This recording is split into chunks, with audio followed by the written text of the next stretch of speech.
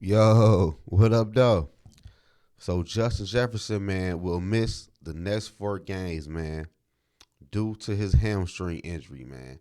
Now, a hamstring injury, I ain't gonna lie to y'all, that could linger around all season, but it could go away. But that's just an iffy injury for real. So JJ might be out 4 games, or it might be longer. That's another thing about the hamstring. You never really know. And the Minnesota Vikings are 1-4. We play Chicago. We play San Fran, Green Bay, and Atlanta. If Minnesota will fall, let's say Minnesota lose to 3 of those teams, and we are 2 and whatever. Do you bring JJ back this year? Like the season is over with. You only won 2 games, and we at the midpoint of the whole NFL season. Is it worth bringing JJ back? Do JJ want to? I know he probably want to come back, but like measurement, would y'all want to bring JJ back and the season is over with? Like he could get injured again, he could re-aggravate something, anything can happen. Like, do you just shut him down, depending on how the season go, or do you ease him back into the lineup? Like, just let him play, but he won't play that much. I don't know. They got a lot of stuff to think about moving forward, man. After these next couple of games, depending on how Minnesota Vikings do. But I don't know, man. The Minnesota Vikings offense only averaged 2 touchdowns when JJ is in the lineup. And now without JJ without the lineup, I can see KJ getting that number 1 role at that wide receiver spot, and Ja will get the number 2 role. Even though I would like to see Ja get that number 1 role, but let's be for real, the Minnesota Vikings not even playing Ja like that. So I'm not about to think Ja will get the number 1 role over KJ.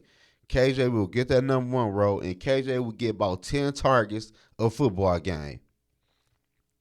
And Ja probably might get 4 or 3. I can see KJ targets rising, and I can see TJ targets rising. But at the end of the day, man, hey, I'm not saying what happened to JJ is a good thing, but at the end of the day, for the Minnesota Vikings, man, hey, I'm not calling this a tanking, but hey, man, go ahead and shut JJ down for as long as y'all need to. Let's be for real now, man. Cause me and the rest of the Minnesota Viking fan base, we want to see us with a franchise quarterback, man. We want to see JJ and Ja running around on that field with a quarterback that can scramble when the pocket break down. He can move around and they can play off script. I want to see Ja and JJ play off script. So shut down who you need to shut down, the Minnesota Vikings, and let some of these young players play, man. Let's get JJ healthy for the next season. I know he ain't gonna like it, but hey, we can sprinkle him back into the season slowly but surely. Take your time with JJ and let us get some things together. Cause if we lose to the Bears and lose to the 49ers, it's gonna be time to trade some players. So the Minnesota Vikings got a lot to think about, man. And JJ gonna be doing a lot of thinking too while he out the next 4 weeks, man. But I can see KJ Osborne targeted rising, and I can see TJ rising.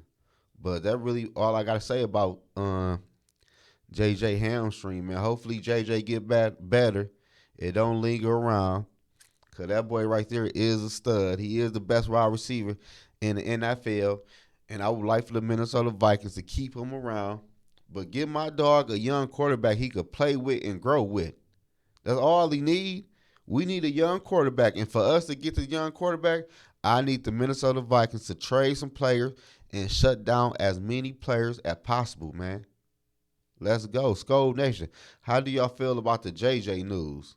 Do y'all want JJ to come back this season? Or y'all want JJ to shut it down for the rest of the year? Let me know how y'all feel about it. I say shut him down, man. Y'all know my goal is I'm not calling this a tanking, but subscribe to my channel, man.